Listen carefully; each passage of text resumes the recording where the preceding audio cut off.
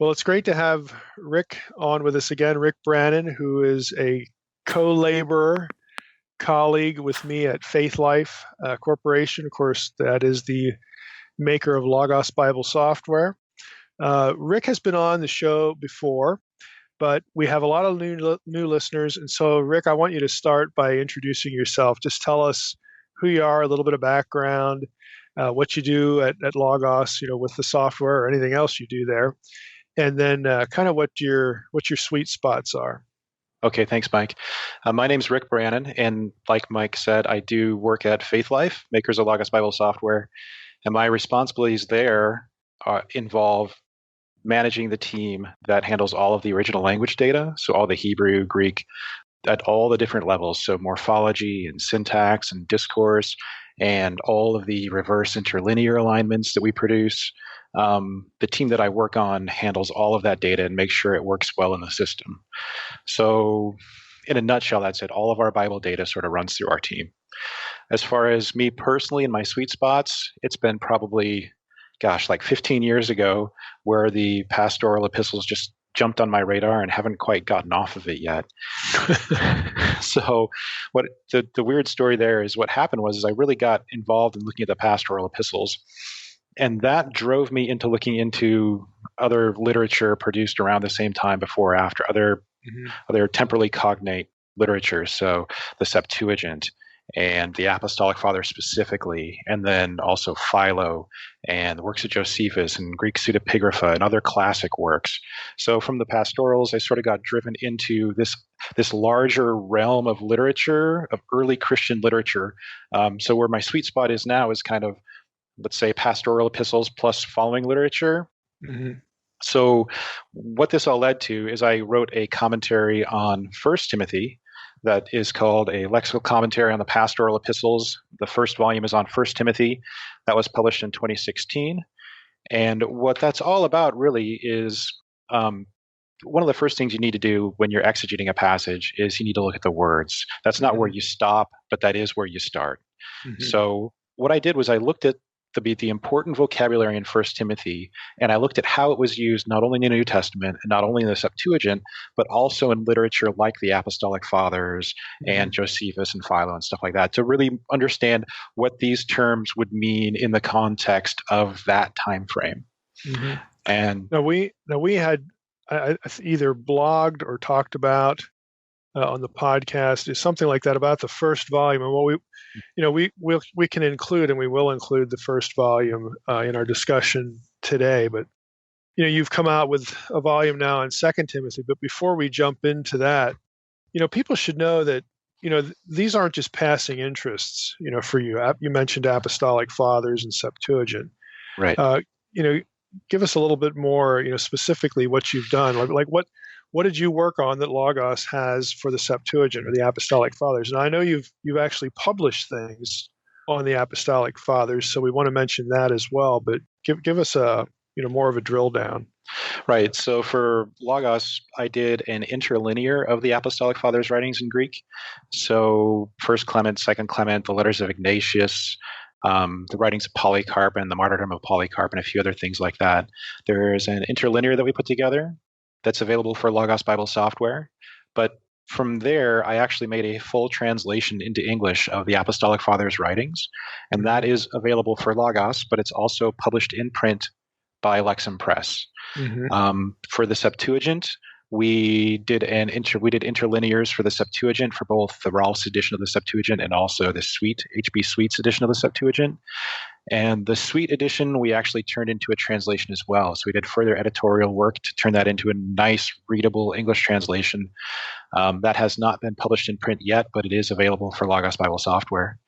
Mm-hmm. I also did work on apocryphal Gospels, on the Greek apocryphal Gospels, where I did translations of the major works available in Greek. So the Protevangelium of James, Infancy Gospel of Thomas, Gospel of Peter, plus a lot of other fragmentary things that are actually really important for early Christianity, fragments of papyrus and things, where they mention things or they record things about Jesus that is not attested to canonically.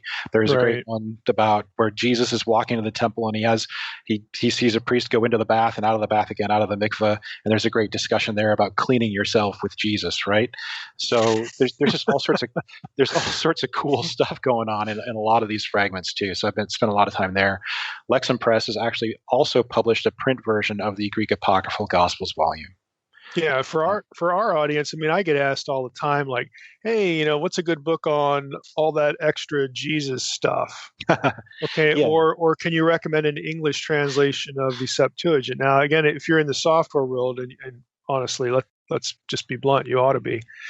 If you have Logos, as a tool, again, we have our own English translation of the Septuagint, and it's very usable. Again, when you reverse interlinearize these things, it really, I think, deals effectively with the language barrier. People should not presume that they have to have a degree in Greek, to be able to use these sources and use them effectively. That's why we create what we create. But yeah, I'm asked all the time, about resources and recommended books and whatnot. So I'm hoping you're paying attention if you're listening, because I don't ever want to get that question again. Well, one of the It's cool like, this things, is going Mike, to be my answer. one of the cool things about that Septuagint translation, if you look at other English translations of the Septuagint, there are problems with the way that names in the Septuagint are rendered. They're typically just transliterated. And what that means is if you know names from your study of the English translation of the Hebrew Bible, you can't follow the discussions in Greek because the names are different. So we actually did a lot of work to align the names where possible with actual forms that you would recognize if you only knew English translations of the Hebrew Bible. Yeah, and So that you'd search for too. exactly. So that Yeah. way you can actually read things like some genealogies or just regular stories and not have to have this filter of, now who was that guy? Now where was this again? Well, So I think people would be familiar with this just in terms of their English Bible. If you think about Noah in the New Testament, because you have this like alternate spelling. I can't remember what verse it is, but like Noe, and then you have Noah. So depending on yeah. what Bible you're using, if you're trying to search for, hey, where's Noah mentioned in the New Testament, you're not going to get everything Well, because you don't right. know the alternate spellings. Right. And this comes out in the Septuagint because if you're transliterating, then it's not Isaiah. It's probably something like Isaias. Yep. Ezekiel, you can probably track, but it's got CHs and looks kind of weird. Jeremiah gets even further out. And those are just the major names that you probably know already. When you Mm-hmm. get into some minor characters, and the names are totally different, essentially, even though it's referring to the same person, you just can't track it. So that Mm-hmm. was one of the problems we wanted to solve with the English translation. Yeah. So, and lastly, again, one more thing I Mhm. want to mention before we actually jump into the pastorals is you also have a book on Advent or for Advent. So say Yeah. something about that. Yeah, I was just thinking about that. Probably 10 years ago, I was part of a church that was planted from another church. And the first year we were together, I wrote a really short Advent devotional based on the Revised Common Lectionary passages. And it's a really short question and answer type thing to where we were offered the passage, and then there's some very short questions about the passage, and then I give you the answers too, because my context for using this was at the dinner table at home, and I wanted something as brain dead easy as possible. So that Mm-hmm. meant I had to include the answers, because I wasn't going to just have the question there and have to try to make it up, or not have something where I could lead my kids to help understand what the answer was. Mm-hmm. So that was great, and we did it. And then Lexham Press heard that I had done that, and they were like, "We kind of want to do an Advent devotional." So I filled out the rest of the cycle. The Revised Common Lectionary is a 3-year cycle of readings. Advent is the beginning of the church year, so it follows that particular cycle of readings. So we've really got 3 Advent devotionals in one that can be used with any year of the liturgical cycle, with the scripture passages and questions and answers for each day of the Advent season. Mm-hmm. Yeah, I mean we've used that, so that just popped into my head too. I mean, and I'm glad it did, because this is the season for it. So Exactly. if you're looking for something for Advent, either a little bit this year or subsequent years, I mean that's one I would certainly recommend. Oh, thanks, So Mike. let's jump into the pastorals here. You've talked a little bit about what a lexical commentary is. When you go to study a passage, basically the first thing that you're going to jump into, is the words. kind of goes without saying, but Right. Yeah, I there mean, you read the passage, you kind of come to an understanding of it, but if you're going to dig into it a little bit, you kind of need to know what's going on there. Mm-hmm. So how do you sort of present that? Because there are going to be people in the audience that are familiar with things like Vine's Dictionary of New Testament Words, or other word study tools. So what is this? You just describe what they're going to encounter with this. Right. So what we're going to encounter, the commentary is basically organized according to the passages. So if you were studying 1 Timothy 2 at the beginning, where it's talking about how all men are supposed to pray, you'd go to that verse and you would just look it up. And I discuss the passage as it exists, and I work through the words in the order in which they are, pretty much according to the English translation I use, which is the Lexicon English Bible, which is a production of Faith Life. So I stop at each word that I determine is important. So not everything, but usually content-bearing words like nouns and verbs. And I identify the word in Greek. I also identify the other places where it occurs. I identify a few sort of prototypical usages.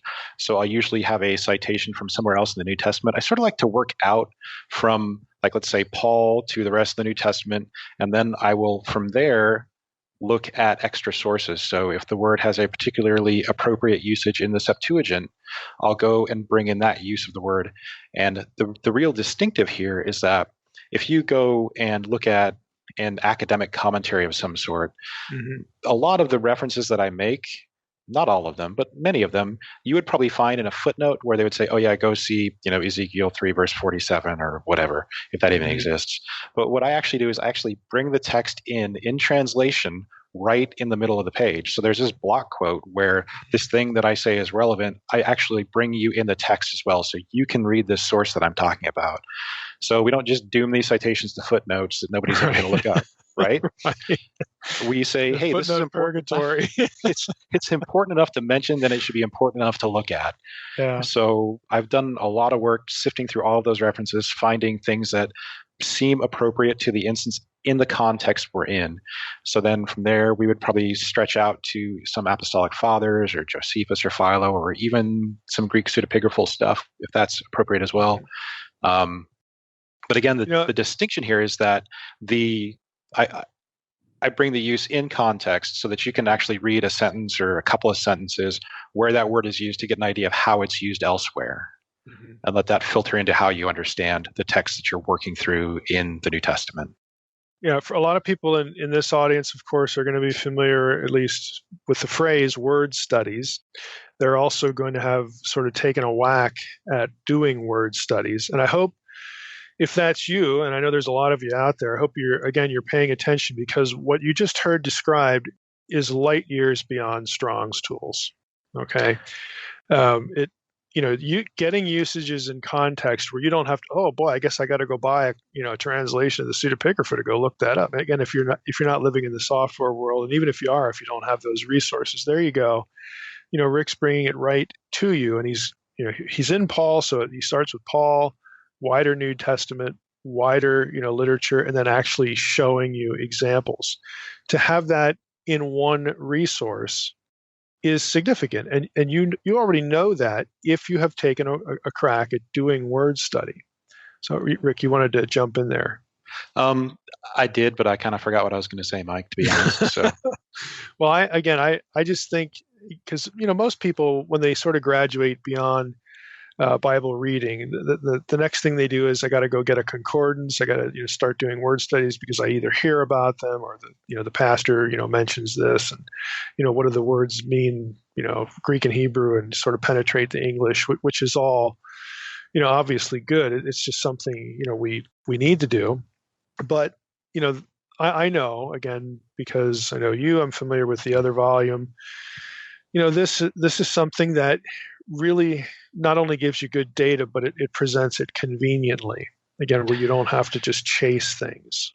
Right. And almost in hindsight here, it's almost documentary of my journey, in the sense that I started with the pastorals. I literally started with the pastorals, working through that text, translating it, annotating it, looking at it in all sorts of different directions, reading just about everything I could find in commentaries that had been written about it. And then I got pulled into this extra literature because the thing about the pastorals we'll probably talk about in a little bit is that sometimes the vocabulary is a little bit wacky, or it's a little bit it's different. There's a lot of single-use words in the pastorals. So then I was driven out into other sources to say, well, if this word is only used like 2 or 3 times in Paul or even the New Testament, well, why not look and see where it's used elsewhere and try to understand how it's used outside of the New Testament so they can better understand what's going on in the New Testament. So then I got driven into the Apostolic Fathers, and I translated that and the Septuagint, and we did a translation of that. And so and all of these things come back together in the lexical commentary volumes because they end up bringing back into English things that help you understand what's going on with the vocabulary. Mm-hmm. Now, as a sort of a segue to get us in, there are 3 things that I have, sitting here in front of myself that I want to be sure to get into with you in our time today. But again, when you start hearing things like, the pastoral epistles have a lot of vocabulary that only occurs once or twice, and then you're sort of, forced to look at other literature to get usage in context for that particular word or those words, that invariably raises certain questions. Because let's say that you find, well, this word was really used a lot at the end of the 1st century. Okay, so in a period, I'm just making this up here, but in a period that post-dates the life of Paul. Now, when scholars run across stuff like that, that is one factor that would lead them to look at this particular portion of the pastoral epistle, we'll say, whichever one it might be. Mm-hmm. And they'll think thoughts like, well, I wonder if Paul really wrote this because of the vocabulary choices.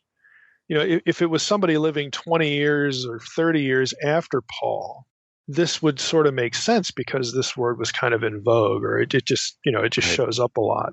And so the vocabulary actually is one of the things that will lead scholars, again, to question, in this case, Pauline authorship. So you've spent a lot of time in the pastorals, and a lot of people in our audience are going to be familiar with the fact that Pauline authorship of the pastoral epistles is a hot debate. It's quite disputed. It's disputed in other regards too. When we went through Colossians, we got into this because of the whole Gnostic question. But the pastorals, again, sort of is a hotbed for this discussion. So can you explain to the people listening, why is Pauline authorship disputed for the pastoral epistles? Just give us a few instances, a few examples, a few sort of trajectories that would help people understand this. Well, there wasn't a whole lot of dispute about who wrote the pastorals until like the late 1700s, early 1800s, somewhere in there. My time frame, I don't remember it exactly, but Schleiermacher was probably the first guy to say, hey, there's a lot of vocabulary in the pastorals, a lot of these single-use words or hapax legomenon that exist in the pastorals. Like there's so many of them compared to other books that Paul wrote. So the thought there was the pastoral epistles seem to use this vocabulary that isn't witnessed elsewhere in stuff that Paul wrote. So did Paul really write it? So that was one initial thought. That goes back again to Schleiermacher, I think, was one of the first who sort of published on that back in the 1800s.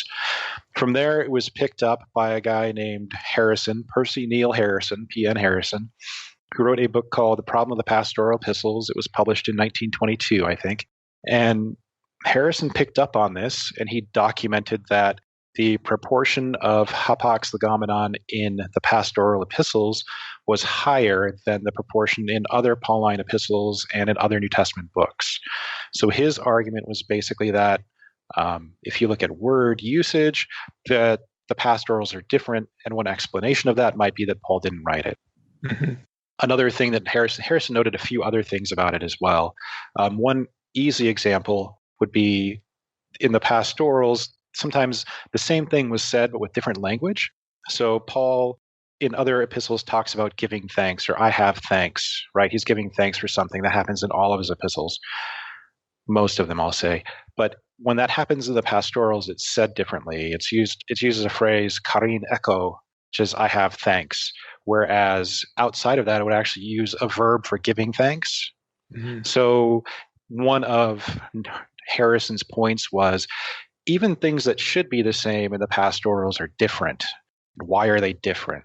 So scholars have sort of taken off from there to try to isolate differences between what happens in the pastorals and what happens in other Pauline epistles, and even take that to other Pauline epistles, like you mentioned, Colossians and Ephesians. There's questions about which one was first, were they both written, or was one cribbed off of the other? I mean, it's just a big question that people have. And a lot of those same things happened with the pastorals.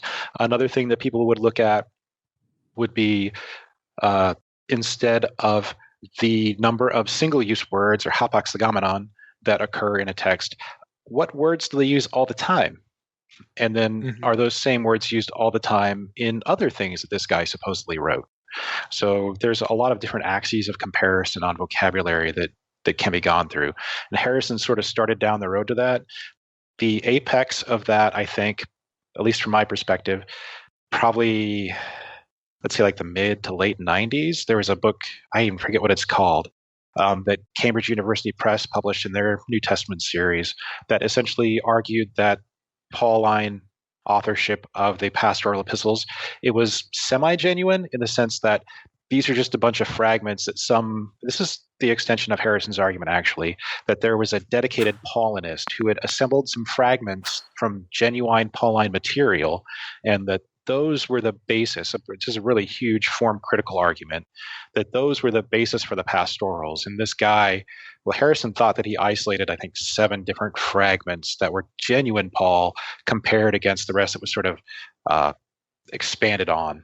And this guy at Cambridge for his doctorate in like the late 90s, again, I forget the book, I can find that later, essentially took the fragmentary hypothesis to the apex, right? Like every argument, scholarship seems to go is I can one-up you, right? So this last guy sort of one-upped everybody else. And from there, it's kind of gone back downhill, I think. So that's really where it ends up, is people have this fragmentary hypothesis of the pastorals where there are areas of genuine Paul in there. Like, there's like 5 verses here that had to have come from Paul because they use this great Pauline image and vocabulary. But the rest of this stuff, somebody who kind of knew Paul had to add it because it's not quite like Paul, is what they would say.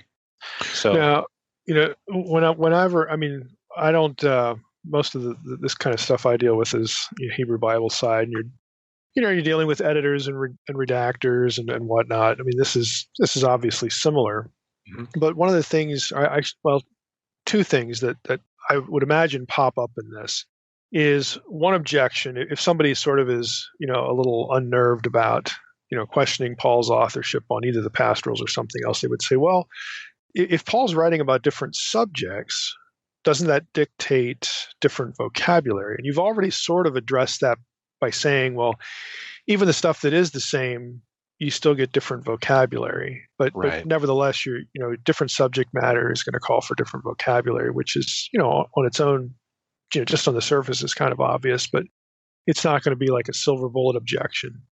And the other thing is the use of the amanuensis. Now, we got into this in Colossians, and we actually also got into it in a Q&A where, I quoted, some different scholars on this, and there's actually, there's not just one method of dictation or being an amanuensis or using an amanuensis. There's like a spectrum of ways this could happen. So is this part of this discussion where somebody might say, instead of just a Paulinist, but like, hey, there was this amanuensis that Paul used, we may not know his name, maybe we do, but he would have felt free knowing Paul and having worked for Paul and done this for Paul, with Paul in the room, so to speak, that maybe some of that is just his handiwork as well, because that was one of the modes of, using, an amanuensis of producing a letter where you would tell your amanuensis, hey, this is what I want to say, and I'll take a whack at it and I'll look at it. Right. Yeah. That kind of thing. That's totally why this isn't as simple as counting words and seeing what proportions are. Because that's just not a way that you could actually measure style. There's a lot that would go into that. And even just measuring style is a huge question. But there are a few different axes, I guess, that we're talking about here. One is the words, but you mentioned one in that there are different topics in here. The other large difference is that the other epistles of Paul are letters to churches, And the Pastoral Epistles and Philemon are letters to individuals. So you have to ask, is there a register change? If I'm writing a letter to a church, is that going to be different than if I write a letter to my coworker Timothy, who I've known for 10 years and has worked beside me and who I sent over to Ephesus? Now he's doing this stuff and I got to, it's like.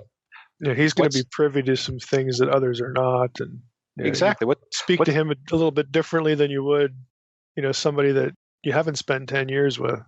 Right. What differences would that make in the narrative, in the text?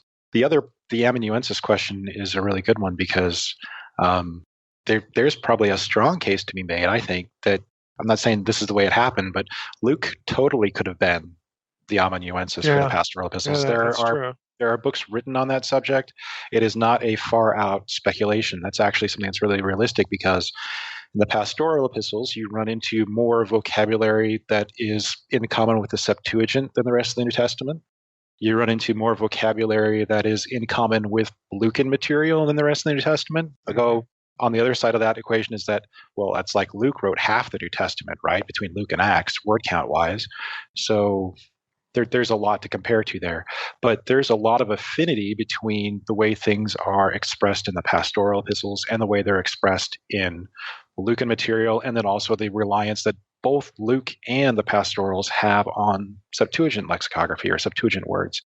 And then at the end of 2 Timothy, which is ostensibly the last letter, because if most people think the composition history of the pastorals would have gone 1 Timothy, Titus, 2 Timothy. There's some people who think differently, but that's probably the way it happened. So 2 Timothy was like the last one. And at the end of 2 Timothy, you have Paul asking for Luke to come back to him because he's useful, right? Or no, Mark is useful and Luke is with him, I believe. So you have that as well, where Luke is placed in the room. So he has proximity, access, and he has a history with the man. So it very easily could have been Luke as far as we're concerned looking at this. We don't know any different. So it's reasonable. It's reasonable. I'm not saying that's exactly what happened because we will never know. But as far as, possible versus probable, Luke is both possible, but it could also be argued as probable as well. Yeah, and for those, again, who are listening who might have missed the episode on Colossians, the end of the letter, or the Q&A, the book that I quoted was by E. Randolph Richards called Paul and First Century Letter Writing. Subtitle is Secretaries, Composition, and Collection. So if anybody's really interested in this topic, that's a good thing to drill down on. Yeah, I would agree. I would agree on Randolph Richards because he has the scholarly book, his dissertation, which was published, and then also the Tyndale House, which published, I think, is the one you're talking about, which is a really great look at who the amanuenses are, what they did, how they operated, and how plausible it is that Paul could have used all these people. So and he uses lots of classical examples too. I mean, he's not just, again, he's not making stuff up. He's drawing on the literary world, of letter writing. So it's an informed discussion and really quite detailed, to be honest. Now, there's one other issue that you're kind of into that I want to hit on, or at least let you introduce people to before we get into 2 Timothy and the two things I want to talk about there, and that is styometry. So that's probably a term that a lot of our listeners have not heard of. So can you tell us what it is and how it might relate, how it does relate in some way to authorship, specifically the pastorals and that whole debate? So styometry would be a term that people would use as a way to describe how to measure style, if style is a thing that can be measured. So the classic book here is one that was published, I think, in the early 80s by a guy called Anthony Kenny. The book is called A Styometric Study of the New Testament. You'll probably never find one anywhere because they're hard to come by. And if you do find one, it's going to be $100. Right, one of those. one of those. We all have lists of books like that, right, Mike? Anyway, it's a slim little volume, but what he does for the first time, why Kenny is notable is it's the first thing that is a styometric study that actually uses an analyzed text. So Kenny's textual basis is the 1979 era version of the Freeburg morphology of the Greek New Testament. What that means is every word of the Greek New Testament has been analyzed grammatically for part of speech, and other sort of formal morphological form criteria, as well as lexical form. What that means is Kenny's study, he has isolated 99 things that he tests for. And the way he works is he says, you have these questions, and they're like yes or no questions that you ask of every word in the New Testament. And then you track all those answers and derive statistics from them. These yes or no questions are things like, is the word a verb? Yes or no. It either is or it isn't. Is the word kai, which is a very common connective, a conjunction in Greek, or is the word in the perfect tense? So there are all these questions based on the grammar or the word form that he can ask, that he did ask. And then he's looking for patterns. He's looking for patterns, and he ends up tracking them in like a 50-word window so he can see things going up and down across the text and what the associations are. So the other impressive thing about this, Mike, is Kenny hand counted it because his only source for Freebird was microfiche. Okay. Oh my goodness. So he hand counted, he went through every word in the Greek New Testament and he hand tallied answers to all of these questions for every word. And then he did all of the math, I don't know, by longhand. I mean, this was 1981, 82, so he probably had calculators, obviously. Was this like a prison sentence? It sounds about like the third or fourth level of Dante, right? Yeah. It's pretty horrible. But anyway, so this is the work the man did, and it's incredible. But he specifically applied this. He has a few cases in his book where he sort of applies the data to come up with an answer or something. And one of the reasons why Kenny is so well respected is that he doesn't make any wild accusations or wild claims. He's very reasoned and very cautious and he just approaches it well. Yeah, I mean, just think of when I say he's looking for patterns. Okay, whether we realize it or not, when we write, we fall into patterns. They just become unconscious. We'll tend to use a particular phrase and either never vary from it or only vary from it in a specific context. Greek is an inflected language, which means its verbs and nouns will be affected by adding endings and sometimes prefixes and whatnot. So a guy like Kenny would look for, okay, here we have this particular verb. It's in this particular grammatical form. It has this person and number. It's interesting that Paul uses this 20 times in this form, or something like that. So he's looking for where the patterns are, like where does the writer place conjunctions? Because in Greek, that's variable. Greek word order is not like English word order.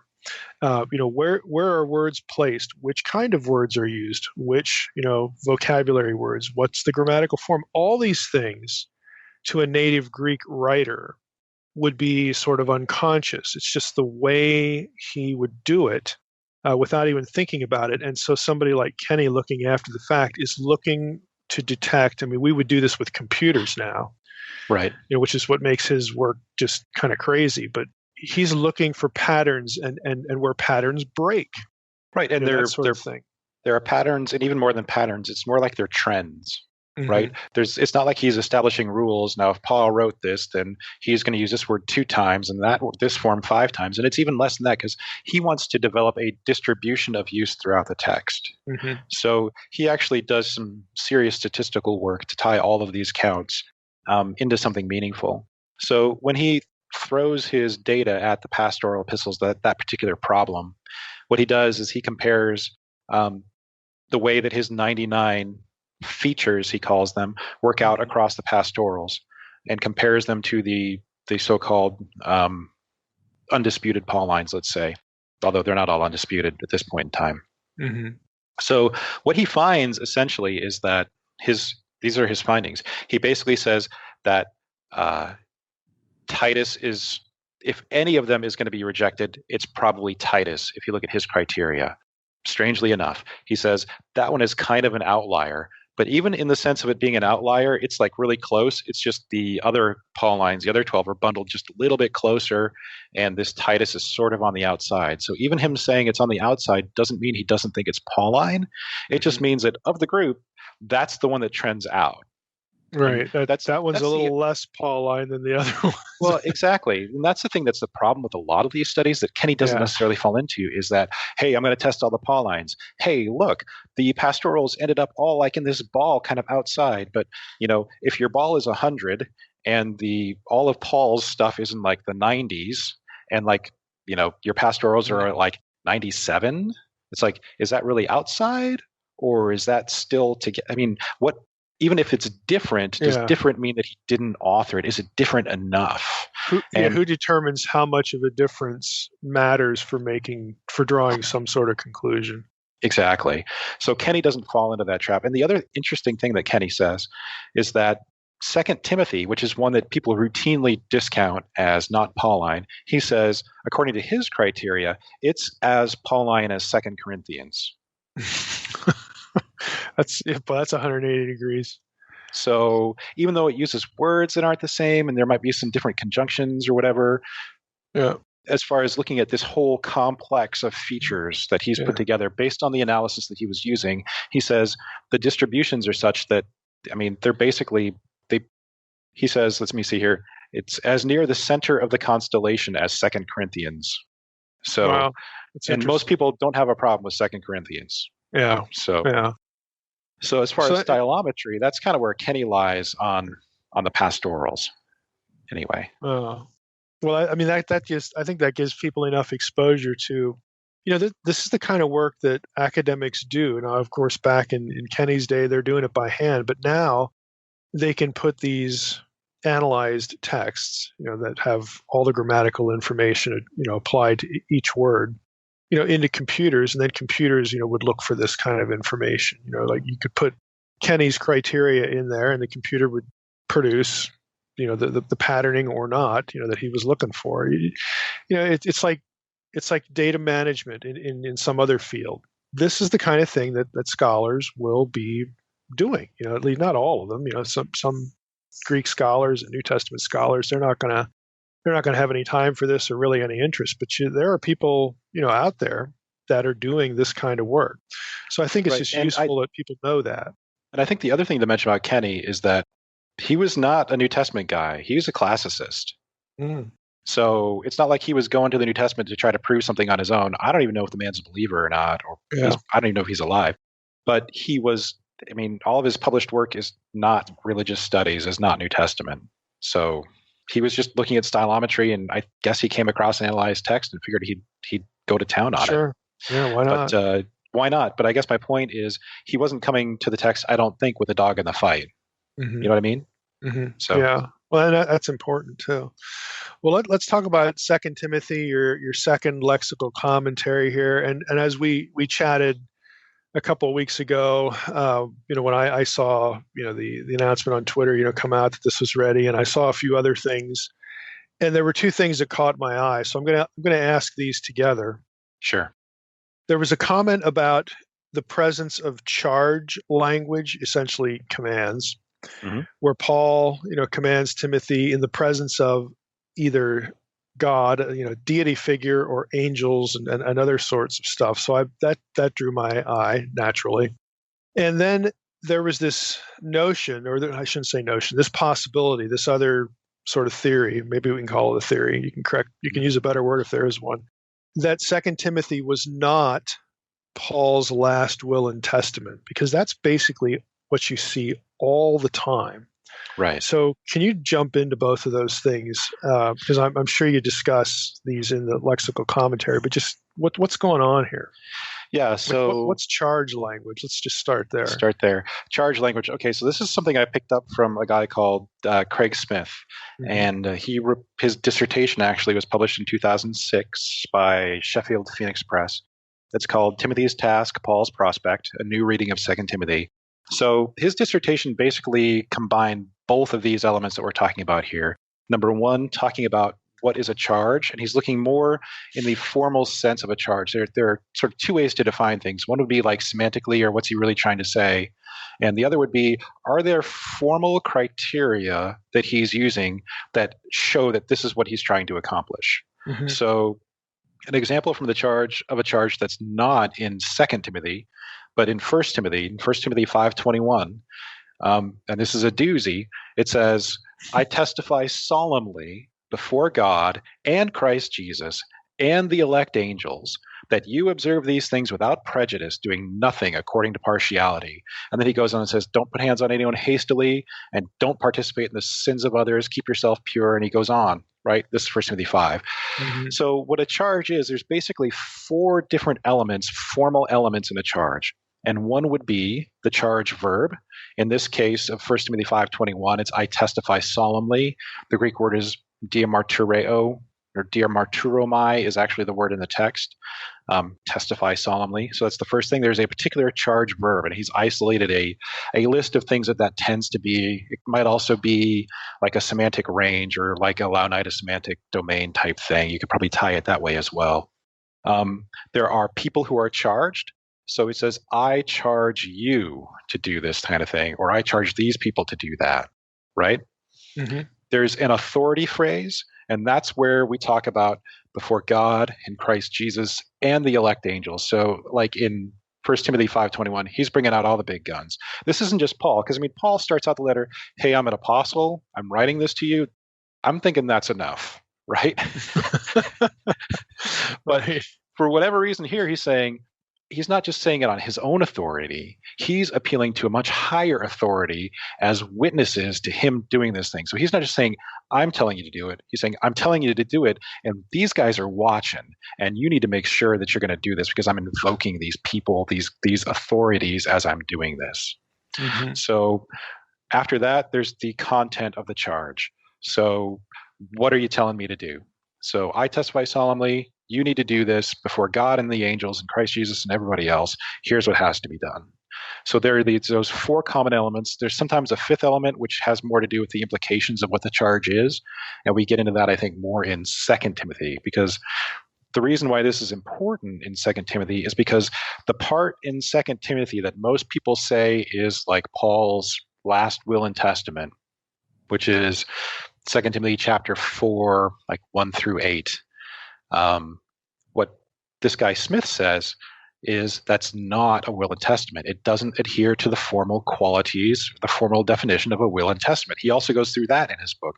What are the formal things that make up a will and testament, or a sort of a testamentary piece of literature here? And he says 2 Timothy doesn't really fit that.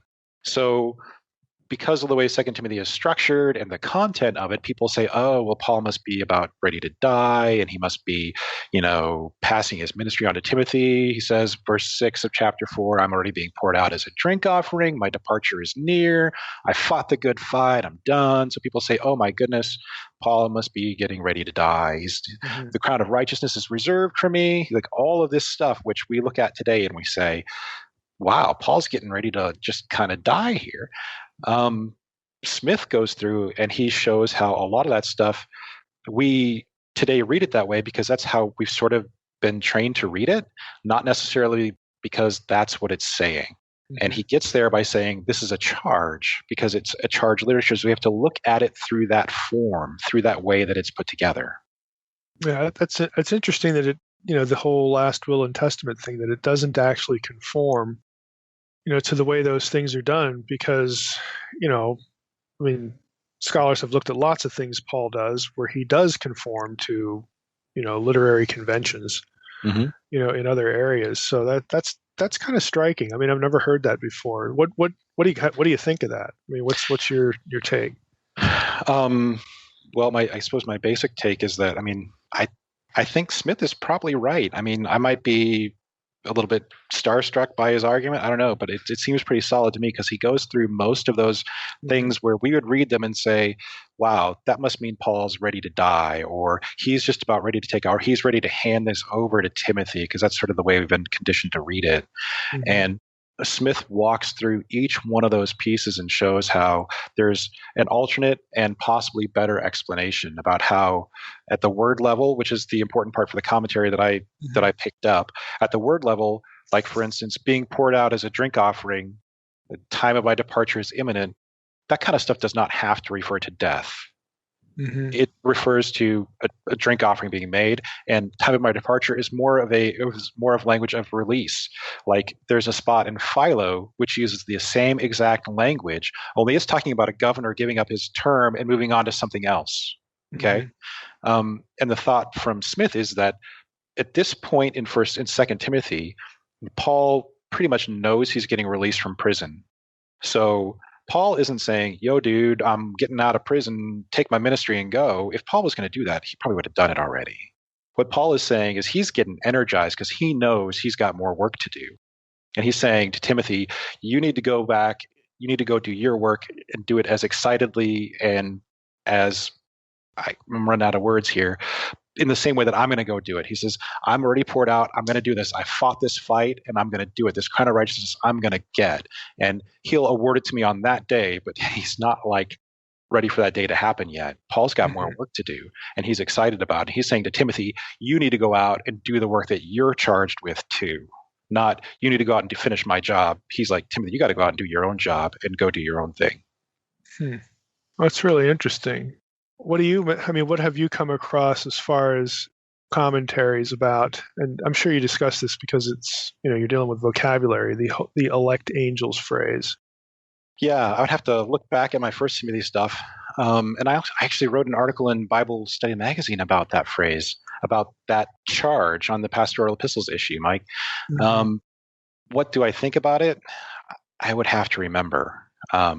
I'm sure you run into this sometimes too, but it's like you write things down and you can go look at them, but I just don't have the book with me to go back and look at it right now. Well, the stuff that I've looked at, and I did this, for the angels book, is there are a number of scholars that take the phrase elect angels and they sort of say it's a way of referring to loyal members of the heavenly host, in order to deliberately contrast them with fallen, angels. Okay, that sort of thing.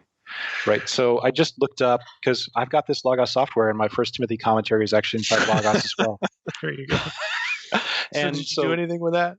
Well, yeah. So that's the third witness in the charge. Strangely, the Apocalypse of Moses uses the same phrase. The context is, and I'm reading this straight from the commentary, this is why it's so cool. Then Eve rose and went out and fell on the ground and said, I have sinned, O God, I have sinned, O Father of all, I have sinned against you, I have sinned against your chosen angels, I have sinned against the cherubim, I have sinned against your steadfast throne, I have sinned, O Lord, I have sinned much, I have sinned before. I guess there was some sin going on. This is at Eve's repentance, I guess. And all sin in creation has come about through me. So she's using the term elect angels. This is like almost a laundry list of divine beings that Eve has offended and sinned against, and it's included in there. So that was sort of the key that I had going out there as far as how it is used elsewhere, is that when Eve is repenting and she's saying that she has sinned and she's confessing this to the higher beings, she includes chosen angels in that. Yeah, I mean, my take on this kind of thing is that, I think it's generally reasonable in the New Testament context to look at this as, okay, elect angels are the ones who are loyal to God. Okay, I get that. But, in view of that example, what that says to me, and there's a reference in 1 Enoch 39:1 that describes, the angels, as elect angels, and then it's sort of a forward look that some of these elect angels are going to go down and, sin on the earth. Okay. So, the bigger picture to me is order. In other words, Eve is violating the order that God wants. And he includes, and she includes, the angels in that discussion or in that context, because they are charged with keeping things in order the way God wants, in their realm. And then God has also, created human imagers to order things here the way he wants. So when we sin against God, we violate the way that God wants things, the good order that God wants to be perpetuated and to be ongoing. So to me, that's not too far afield, for a writer, to put this in the mouth of Eve and include them. It's not that they're sovereign, but they are part of God's good order. And this is a violation. This is an aberration, an anomaly.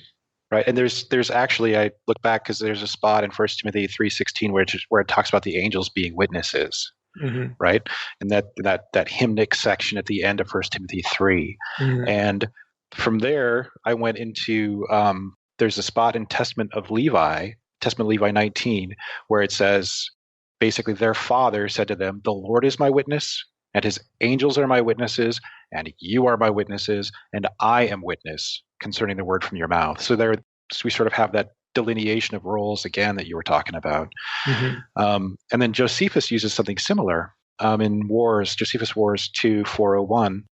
He says, "I call witness to your sanctuary and the holy angels of God and this country common to us all that I have not kept back anything that is for your preservation." So Josephus' typical role there is trying to cover his own behind, I guess. Yeah, But he does that on occasion. my gosh, talk about revisionist history sometimes, right? It's a long trend. But anyway, in that case, he's also calling the angels of God as witnesses. You might even be able to call that a charge there in Josephus because it has some of the same elements. But he's calling in the angels of God as a witness to what he's doing. So, yeah, and that has Old Testament roots. I mean, I didn't, it was a little far afield for what I was doing in the New Testament section of my angels book, because I don't know that you can really say that this is in the mind of the New Testament writer, because in the Old Testament, this is always covenantal context.